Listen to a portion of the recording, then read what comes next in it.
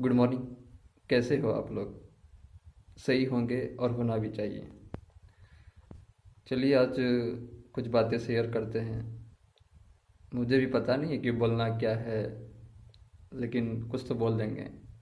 आज तो संडे है, और संडे एक ऐसा दिन होता है जिस दिन पढ़ाई का तो बिल्कुल मन नहीं करता। सभी के लिए नहीं, लेकिन है बहुत सारे ऐसे हैं जिसमें मैं भी हूँ। पढ़ाई का तो बिल्कुल मन नहीं करता। और क्या होता है कि जब हम लोग प्लानिंग करते हैं पढ़ाई का, तो मंडे टू फ्राइडे इस दिन तो प्लानिंग करते हैं कि चलो कोई बात नहीं, सुबह उठना है, रूम पर पढ़ना है कुछ देर, फिर लाइब्रेरी जाना है, फिर आके रेगुलर रूटीन फॉलो करना है। ऐसे ऐसे करके फ्राइडे तक तो चलता है। लेकिन फिर आती है ऑफ सैटरडे और संडे। इस दिन क्या होता है कि चलिए ऑफ सैटरडे को तो शायद लाइब्रेरी खुली रहती है, लेकिन संडे को लाइब्रेरी बंद होती है। और संडे को जब लाइब्रेरी बंद होती है तो फिर रूम पर पढ़ना होता है। तो जो एक रेगुलरिटी जो होती है ना, वो टूट जाती है। और फिर हम लोग उस दिन पढ़ाई करने का तो मन करता नहीं। वो क्या होता है कि सैटरडे को जब हम लोग सोते हैं रात को, फिर सुबह जो नींद खुलती है तो हमारा माइंड सेट ऐसा होता है कि चलो आज संडे है, आज लाइब्रेरी तो जाना है नहीं, देख लेंगे एक दो घंटा अगर पढ़ना होगा तो पढ़ लेंगे, नहीं तो कुछ और कर लेंगे, रेस्ट करेंगे। ऐसा सबके साथ होता है। मैक्सिमम लोगों के साथ तो होता ही होगा, और मेरे साथ भी होता है। तो इससे कैसे बाहर निकले, इसके बारे में मैं कुछ बात करूंगा। लेकिन आज कुछ अपना बातें शेयर कर रहा हूँ फॉर्म से रिलेटेड। जब हम लोग फोर्थ ईयर में होते हैं, तो हाँ, फोर्थ ईयर में एपियरी में होते हैं, और उसमें ऐसा होता है कि हम लोग फॉर्म भरने लायक हो जाते हैं। तो ऐसा ही मेरे साथ हुआ कि मैं जब फोर्थ ईयर की अपियरिंग में था, तो काफ़ी फॉर्म्स ईयर में आने चालू हो जाते हैं। तो जैसे सीडीएस की फॉर्म आई थी, फिर यूपीएससी की आई थी, उसके बाद फिर आरआरबी क्लार्क की आ जाती है, नाबार्ड की आती है, आरबीआई की आती है। तो मैंने डिसाइड कर लिया था कि अपियरिंग ईयर में तो मैं सारे फॉर्म भरूंगा और एग्ज़ाम दे करके देखूंगा, क्योंकि फर्स्ट टाइम ग्रेजुएशन लेवल की एग्ज़ाम दे रहे थे। तो और ये सोच कर मैंने डिसाइड किया था और सारे फॉर्म में फिल कर रहा था। तो फर्स्ट एग्ज़ाम तो जो हुई थी अप्रैल में, वो सीडीएस की एग्ज़ाम थी। उसके बाद फिर यूपीएससी की हुई, उसके बाद फिर नाबार्ड की हुई, फिर आरबीआई ग्रेड बी की हुई। ऐसे ऐसे करके फिर आईबीपीएस वाले एग्ज़ाम हुई, जिसमें क्लार्क की होती है, पीओ की होती है। ऐसे ऐसे करके सारे एग्ज़ाम्स होते रहे। अब मैं बताता हूँ कि ये एग्ज़ाम्स भरने से क्या बेनिफिट्स हुए मुझे, और क्या नुकसान हुए, और क्या सारे फॉर्म भरने चाहिए या नहीं भरने चाहिए अपियरिंग ईयर में, वो मैं बताने वाला हूँ। मैंने जितने फॉर्म भरे अभी तक, मैंने 15 से 16 फॉर्म भर चुके होंगे, और मेरा किसी में भी प्री क्लियर नहीं हुआ। किसी न हर एक एग्ज़ाम में कुछ नंबर से रह जा रहा था, या किसी में 10 नंबर से रह जा रहा था, किसी में आईबीपीएस वाले एग्ज़ाम में 18-18 नंबर से रह जा रहा था, किसी में सेक्शनल कटअप भी क्लियर नहीं हो पा रहे थे। तो एक्चुअली मैंने गलती क्या किया कि देखिए, प्रिपरेशन का एक स्टेज होता है कि अगर आप कोई भी एग्ज़ाम की प्रिपरेशन कर रहे हो तो एक स्टेज से गुजरनी होती है। ऐसा नहीं कि आप डायरेक्ट मीडियम लेवल पे चला जाओ, एडवांस लेवल पे चले जाओ, डायरेक्ट क्वेश्चन प्रैक्टिस करना चालू कर दो, वन शॉट वीडियो देखना चालू कर दो। तो ऐसा नहीं करने का जो मैंने की थी। मैं क्या करता था कि जैसे सीडीएस की एग्ज़ाम आई, सबसे पहले वही एग्ज़ाम थी, सीडीएस की एग्ज़ाम आई, तो मैं यूट्यूब पर गया और वन शॉट वीडियोस चालू कर दी देखनी। और सीडीएस में क्या होती है कि आपकी क्वांट्स भी आती है, अलग पेपर होती है, रीजनिंग की अलग पेपर होती है, इंग्लिश की अलग पेपर होती है, ऐसा पैटर्न होता है। मैंने दिया था, तो उसमें क्या किया कि मैंने वन शॉट वीडियोस देखे, उसे देख करके, उसी लेवल को देख करके मैं चला गया एग्ज़ाम देने के लिए। फिर उसमें जीएस का पेपर भी होता है। तो मैंने सिर्फ सीडीएस के लेवल तक का देख के गया और डायरेक्ट मैं क्वेश्चन प्रैक्टिस और वन शॉट वीडियोस पे कूद गया, जो कि ये मेरी गलती थी। फिर आया यूपीएससी का एग्ज़ाम, उसमें भी मैंने ऐसे ही किया। यूपीएससी के अकॉर्डिंग मैंने सिलेबस देखी, वन शॉट वीडियोस देखे और चला गया। फिर आई नाबार्ड ग्रेड ए की एग्ज़ाम। जब वो आई तो उसमें क्या होता है कि आपको क्वांट्स, इंग्लिश और रीजनिंग में जस्ट क्वालिफाई करना होता है, और जो मेरिट सेक्शन बनती है वो एआरडी और ईएसआई से बनती है। तो मैंने एआरडी और ईएसआई पे फोकस किया, और मैंने क्वांट, रीजनिंग और इंग्लिश छोड़ दी पढ़ना, क्योंकि कोई भी फॉर्म आएगी ना तो आपको 1 मंथ का टाइम मिलेगा नोटिफिकेशन के बाद। तो यही मेरे साथ हुआ। तो 1 मंथ जो मिलती थी, मैं उसी एग्ज़ाम के अकॉर्डिंग पढ़ना चालू कर देता था। तो और ऐसा तो नहीं है कि आप 1 महीने के अंदर उस एग्ज़ाम के अकॉर्डिंग पूरा पढ़ लोगे, ऐसा तो है नहीं। लेकिन मैं ऐसा करते करते मैंने सारे एग्ज़ाम्स दिए। एग्ज़ाम देने से तो बेनिफिट हुआ, लेकिन जिस एम के साथ मैंने एग्ज़ाम का फॉर्म भरा था वो मेरा सही नहीं था। चलिए, फॉर्म तो भर दिए, कोई बात नहीं, लेकिन जो प्रिपरेशन की जो स्टेज होती है वो मैंने फॉलो नहीं की। मुझे ऐसा करना चाहिए था कि बेसिक, चलिए अब हम अपियरिंग ईयर में है तो एग्ज़ाम तो देना चाहिए ही। वो तो एक एक्सपीरियंस के लिए ज़रूरी होता है कि आप फर्स्ट टाइम बैठ रहे हो और क्या एक्सपीरियंस है, कैसे एग्ज़ाम देना चाहिए, वो अपने को पता चलता है। एक फियर दूर हो जाती है। वो तो मेरी दूर हो गई। लेकिन एक जो पढ़ने का एक तैयारी करने का जो तरीका होता है प्रिपरेशन का, वो ये होता है कि आपको एक पीरियड फॉलो करना पड़ता है, एक टाइम पीरियड। जैसे कि आपको पहले बेसिक स्ट्रॉन्ग करनी है, बेसिक के बाद आपको धीरे धीरे एडवांस लेवल पर जाना है, फिर आपको प्रैक्टिस करना है, फिर मॉक्स देना है, रिवीजन करना है। उसके बाद आप कोई एग्ज़ाम आया तो उसके जस्ट 1 महीने उसके ओरिएंटेड पढ़ के आप एग्ज़ाम जाओगे तो वो क्लियर होने के चांसेस ज़्यादा हो जाते हैं, जो कि मैंने ये नहीं की। मैं डायरेक्ट एग्ज़ाम ओरिएंटेड चला गया, ना मैंने बेसिक पे ध्यान दिया, ना बेसिक टू एडवांस गया, या तो कभी बेसिक पर गया तो कभी एडवांस पर, कभी क्वेश्चन प्रैक्टिस पर डायरेक्ट। तो ये चीज़ें मैंने गलती की। और अब बेनिफिट क्या हुआ? बेनिफिट ये हुआ कि मैंने कम से कम 15-16 एग्ज़ाम दिए। पहले मुझे पता नहीं था कि क्लर्क, पहले मैं समझता था कि आईबीपीएस एग्ज़ाम देती है और क्लर्क जो एग्ज़ाम होती है वो भी वही है, और पीओ एग्ज़ाम ही वही उसी कैटेगरी की आती है। बस एक ही क्या कहते हैं, बस इसमें क्या है कि वो मतलब बस लेवल ऊपर नीचे होगी, ये पता बिल्कुल नहीं थी कि किस लेवल की पेपर हो सकती है, क्या हो सकती है। जब मैं क्लर्क का एग्ज़ाम देने गया तो उसमें क्या होता है कि आपका उसमें पेपर का जो लेवल होगा वो इजी होगा, लेकिन नंबर ऑफ क्वेश्चंस ज़्यादा होंगे, टाइम कम होंगे। और अगर वही पीओ का एग्ज़ाम देने जाइएगा तो उसमें क्या होगा कि आपको टाइम थोड़ा ज़्यादा दिया जाएगा और पेपर के लेवल थोड़े अच्छे होंगे। तो ऐसा उसमें होता है। तो ये मुझे एग्ज़ाम देने से पता चला। और कौन से चैप्टर्स इंपॉर्टेंट होते हैं, क्या स्पेसिफिक चैप्टर होते हैं, वो पता चल गया। जैसे क्लार्क में सिंप्लीफिकेशंस वाले क्वेश्चन ज़्यादा आते हैं, सिलोजिज्म और फिर इनइक्वालिटी, ये सब ज़्यादा पूछे जाते हैं।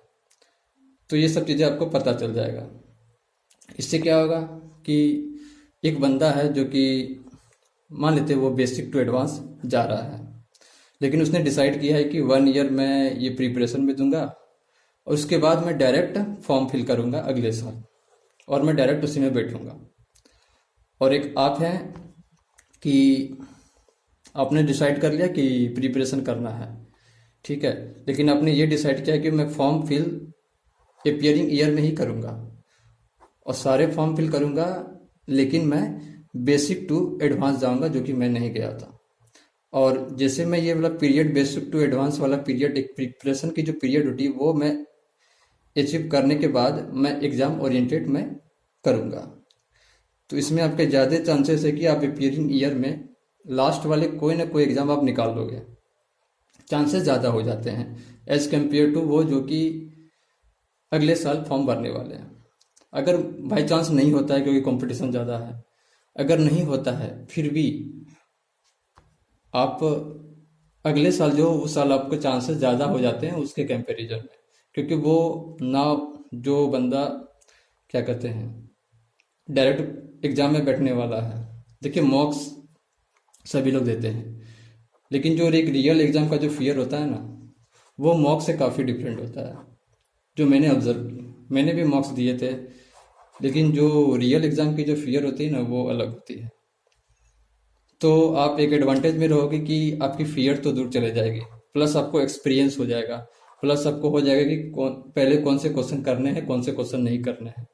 अगर आपकी कलर की फॉर्म आएगी, अगर आप कलर का एग्जाम देने जाओगे तो आपको पता चलेगा कि यहाँ पे स्पीड मैटर करती है, एक्यूरेसी मैटर करती है, और नंबर ऑफ अटेम्प्ट ज़्यादा होनी चाहिए। इसी तरह आप पीओ में जाओगे तो उसमें अलग स्ट्रेटेजी होती है। तो ये सब आपको एग्जाम देने से पता चलता है, जो कि मुझे पता चल गई। फिर मैं एसएससी का एग्ज़ाम देने गया। जब मैं एसएससी का एग्ज़ाम देने गया तो हमें लग रहा था कि देखो सिलेबस तो सेम ही होता है, चैप्टर सेम ही होते हैं, लेकिन जब मैं एसएससी का एग्ज़ाम देने गया, मेरे 75 मार्क्स थे इस बार, तो उसमें क्या हुआ कि पेपर के जो लेवल होते हैं वो इजी होते हैं, लेकिन इसमें ऐसा था, हमें लगा था कि सिंप्लीफिकेशन के 10 क्वेश्चन आ जाएंगे, फिर सिलोजिज्म के आ जाएंगे, इनइक्वलिटी के आ जाएंगे 4-5, तो करके आ जाएंगे आराम से। लेकिन जब मैं गया तो वहाँ पता चला कि ऐसा कुछ नहीं था। वहाँ हर एक चैप्टर इम्पोर्टेंट था। परसेंटेज अर्थमेटिक्स के हर एक चैप्टर से क्वेश्चन आए थे। हाँ, मानते हैं कि पेपर का लेवल नीचे था, लेकिन टाइम कम था, क्वेश्चन ज़्यादा करना था, और कंपटीशन उसमें बहुत ज़्यादा है। तो ये चीज़ें मैंने ऑब्जर्व की, जो कि मेरे माइंड सेट में क्या था कि मैं बैंक का कर लूँगा तैयारी तो एसएससी भी निकल जाएगा। तो ऐसा नहीं है। हर एक एग्ज़ाम की पैटर्न अलग होती है, स्ट्रेटेजी अलग होती है, लेकिन सब एग्ज़ाम की जो एक कॉमन चीज़ है वो क्या है, आपको बेसिक टू एडवांस जाना है, जो एक प्रिपरेशन की टाइम होती है। अगर आप उस स्टेज से गुजर चुके हो तो आप एग्ज़ाम के 1 महीने पहले भी वो एग्ज़ाम के ओरिएंटेड पढ़ोगे तो आपके चांसेस बढ़ जाएंगे। तो ये चीज़ें एक बेनिफिट हुई मुझे। और क्या बताऊँ, इतना ही था। हाँ, और एक चीज़ बोलते हैं कि क्या होता है कि जब हम लोग फॉर्म फिलिंग करते हैं ना, तो एक फियर और रहता है कि अगर मैं फॉर्म फिलिंग कर दिए अपियरिंग ईयर में या कभी भी किए और घर वालों को बता देते हैं ऐसा है, तो क्या होता है कि फिर जब रिजल्ट आने की बारी होती है तो फिर हमारे अंदर एक और फियर होती है कि यार घर वाले को क्या बोले, नहीं हुआ है, फिर वो क्या सोचेंगे।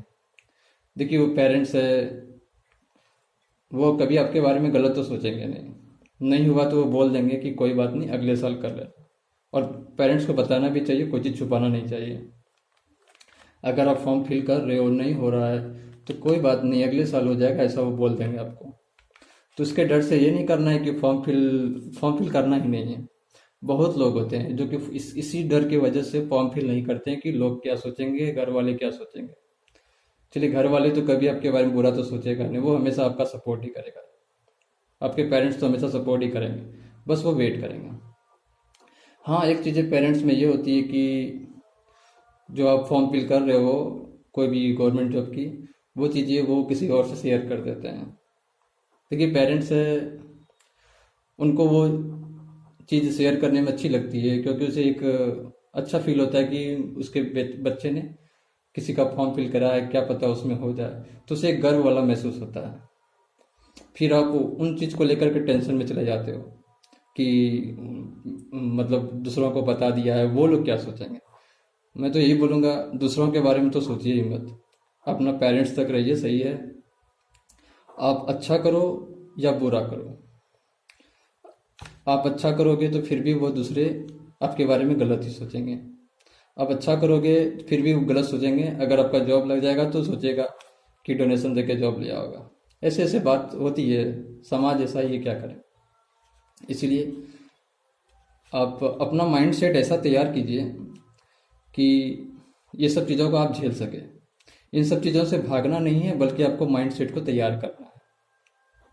मैं भी ऐसे ही तैयार कर रहा हूँ अपने आप को। अगर ऐसा मैं सोचता तो मैं इतना फॉर्म नहीं भरता। मैंने 15-16 एग्ज़ाम्स दिए, नहीं हुआ वो बात अलग है, क्योंकि मैंने वो चीज़ें अब नहीं अपनाई जो बेसिक टू एडवांस जाना चाहिए था, जो मैंने वो गलती की थी। लेकिन एक्सपीरियंस हुआ है, अच्छा लगा। अब मैं जो मैंने गलती की है वो तो मैं उसको सुधार रहा हूँ। और ये चीज़ें हमको पता नहीं चलती अगर मैं एग्ज़ाम दे करके नहीं आता, तो ये चीज़ें जो मैं आपको बता रहा हूँ वो मुझे पता बिल्कुल नहीं चलती। मैं भी फिर उसी तरह करता, कोई एग्ज़ाम का फॉर्म नहीं भरता, ऐसे प्रिपरेशन करता रहता। क्योंकि एक गाइडेंस जो है ना वो बहुत ज़रूरी है किसी भी एग्ज़ाम को प्रिपरेशन करने के लिए। और ऐसा गारंटी नहीं कि कोई आपको सही गाइडेंस ही दे, क्योंकि गाइडेंस जो है अगर आप टॉपर से पूछोगे तो उसकी जो गाइडेंस होगी वो उसके अकॉर्डिंग वो होगी। इसलिए अगर आप खुद अपने आप को गाइड कर सकते हो गलतियां करके, तो वो ज़्यादा मुझे ऐसा लगे कि सही लगा। जैसे मैंने सारे फॉर्म फिल करके मुझे पता चला कि क्या करना चाहिए। और बस इतना है कि अपियरिंग ईयर में तो फॉर्म भरे ही। ऐसा बिल्कुल ना सोचे कि फॉर्म नहीं भरना है, दूसरे क्या सोचेंगे। जिसको जो सोचना है सोचे। आपका बेनिफिट्स हो रहा है, अगर आपको एक्सपीरियंस मिल रहा है तो आपको फॉर्म भरना चाहिए। अब बारी आ रही होगी कि फॉर्म की फ़ीस ज़्यादा होती है तो कैसे भरें। ये बात बिल्कुल सही है कि फॉर्म की फ़ीस ज़्यादा होती है, लेकिन देखिए पढ़ाई में पैसे खर्च करना, अगर आप पढ़ाई में पैसे खर्च कर रहे हो तो आपको इस प्रकार में सोचना ही नहीं चाहिए कि ज़्यादा पैसे लग रहे हैं कम पैसे। देखिए अगर आप फॉर्म फिल कर रहे हैं, आपको एक्सपीरियंस होगा तो आपको ही ना फ़ायदा होगा। ऐसा तो है नहीं किसी और को फ़ायदा होगा, और वो चीज़ें वेस्ट तो जाएगी नहीं। तो आप पैसों के बारे में बिल्कुल ना सोचें। अगर आप फॉर्म भर रहे हैं तो अगर आपको पेरेंट्स से जहाँ तक सपोर्ट आपको कर रहे हैं तो फॉर्म फिल करने वक्त भी आपको सपोर्ट ही करेंगे, वो हमेशा सपोर्ट ही करते रहेंगे। तो इसकी टेंशन बिल्कुल ना ले, आप फॉर्म फिल करें और एक्सपीरियंस से जाने कैसे एग्ज़ाम होता है, क्या होता है, फियर दूर करें। और जो भी लोग तैयारी कर रहे हैं उनसे भी गाइडेंस ले, अच्छी बात है। लेकिन एक आपके पास एक प्लस पॉइंट भी होना चाहिए। जैसे मेरे पास यहाँ से आया कि मैंने सारे एग्ज़ाम्स दिए, एक्सपीरियंस हुआ, जो कि बहुत लोगों के पास ऐसा नहीं होता, जो कि डायरेक्ट एग्जाम में बैठते हैं फिर उन्हें रियलाइज होता है, उसके बाद फिर वो ऐसे करते हैं, तो उससे थोड़ा टाइम ज़्यादा वेस्ट हो जाता है एज कम्पेयर। और इतना ही। और क्या। और पेरेंट्स से कोई चीज़ छुपाए नहीं, आराम से बात करें, वो हमेशा आपके साथ रहेंगे। और हाँ, एक और चीज़ बताते हैं कि देखिए प्रिपरेशन के दौरान ये एक ऐसी स्टेज होती है कि सभी लोग एक स्ट्रगलिंग फेज में होते हैं, चाहे वो कोई भी हो। कोई नींद का स्ट्रगल कर रहा है कि नींद कैसे छोड़ना है, कोई मोबाइल का स्ट्रगल कर रहा है कि मोबाइल के डिस्ट्रक्शन से कैसे दूर जाना है। मतलब हर एक के पास कुछ ना कुछ स्ट्रगल होती है, और उसे वो स्ट्रगल मानते हैं कि और भी बहुत सारी प्रॉब्लम्स होती है। किसी के पास पैसे की प्रॉब्लम होती है, किसी के पास खाने की पैसे भी बहुत कम पड़ जाते हैं, तो ऐसे ऐसे प्रॉब्लम होती है। या और भी स्ट्रगल कुछ होती है, बहुत सारे होती है। तो मैं यही कहूँगा कि आप इसे स्ट्रगल ना माने।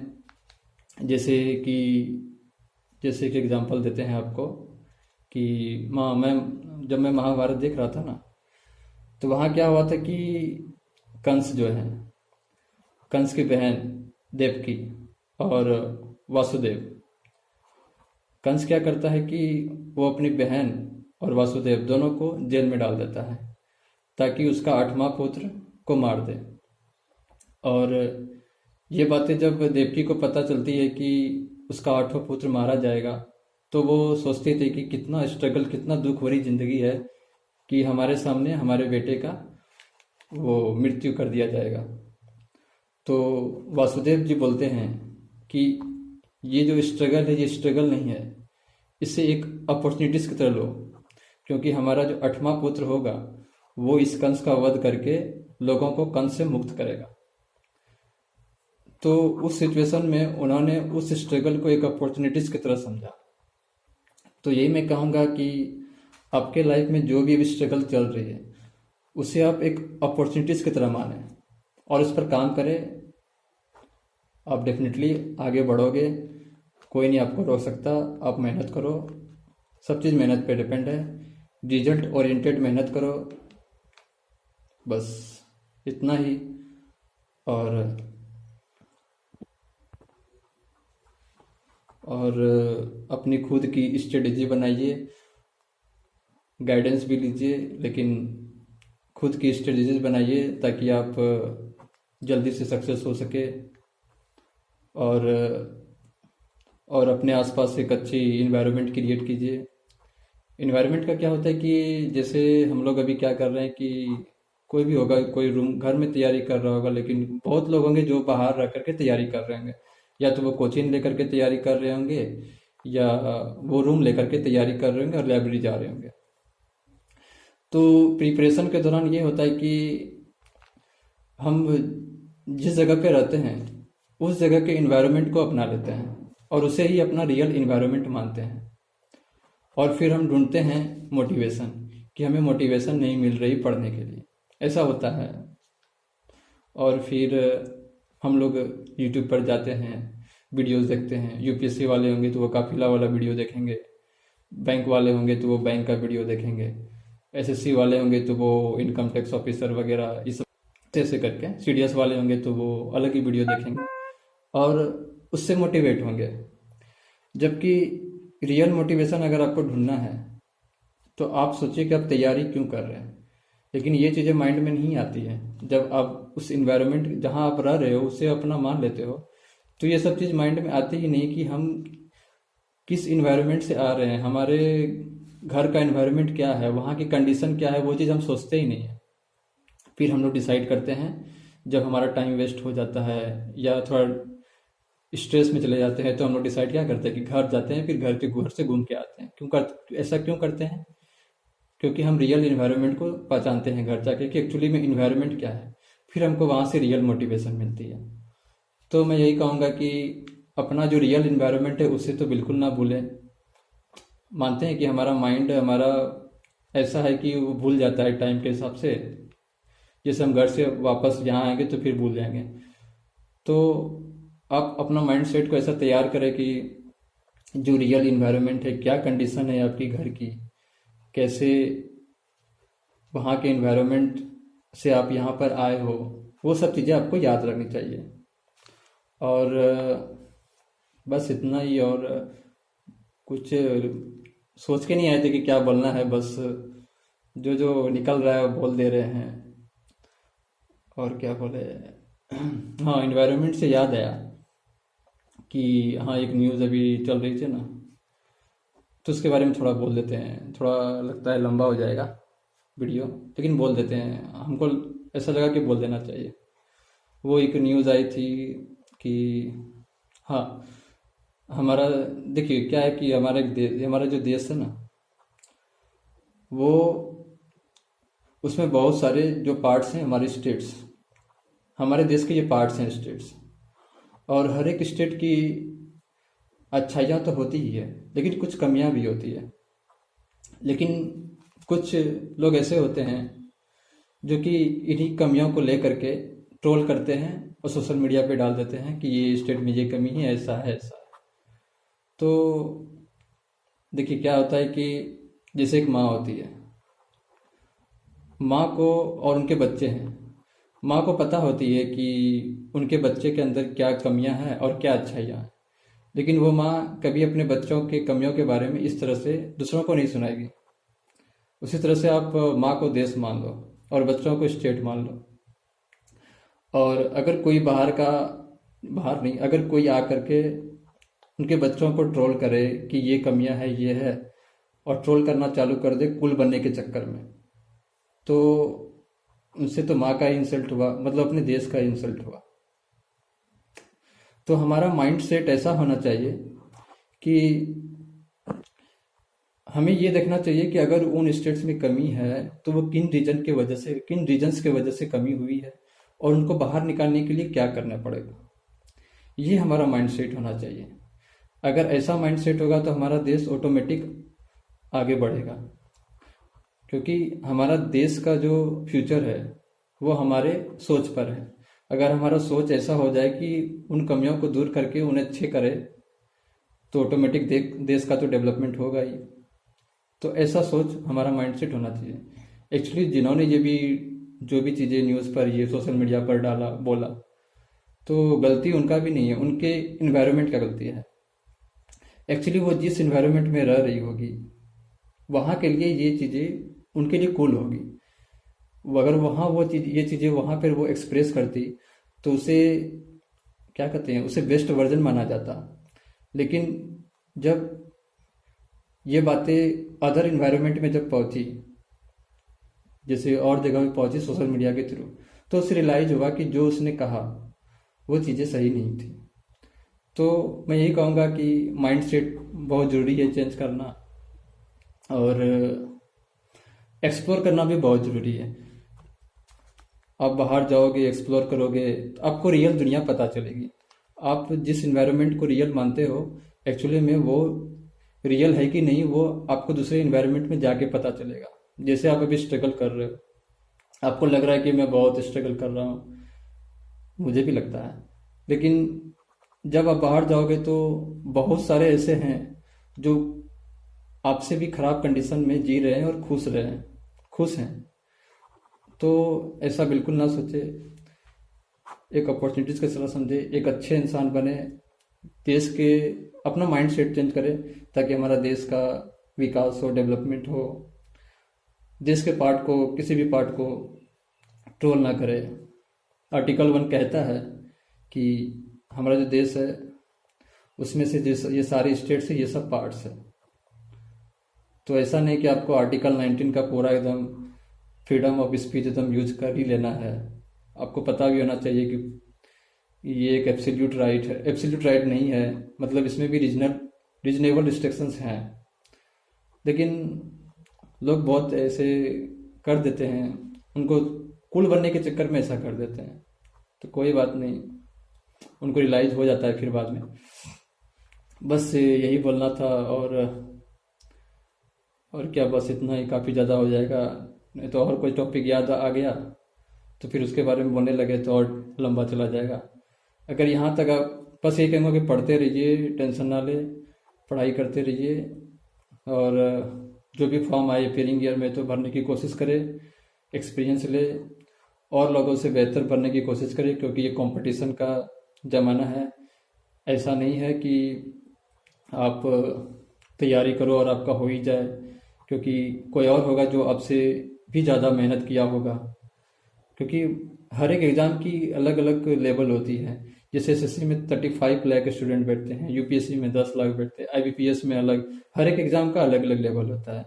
तो उसके अकॉर्डिंग सभी लोग अपनी तैयारी करते हैं, और कंपटीशन का लेवल काफ़ी हाई हो चुका है।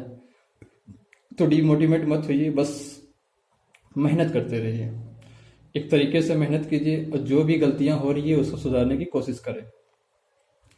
और बस इतना ही, फिर ज़्यादा लंबा हो जाएगा वीडियोस, चलते हैं। Thank you.